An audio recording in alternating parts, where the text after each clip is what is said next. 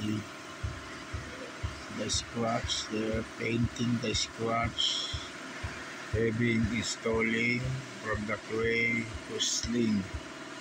Okay, so that's the process to finish the crane lifter in the shop from top to bottom. There's a concrete cement on the top is a support weld. Okay, that's how we build the crane lifter in the shop. Okay, so that is how to build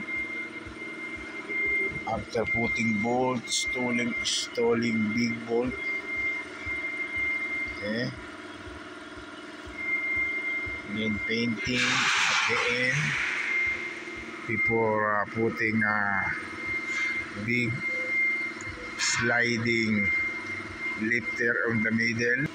See how they doing the crane lifter in the side the shop.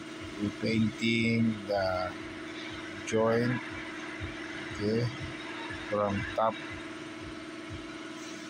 support weld. Okay, so that's all for now.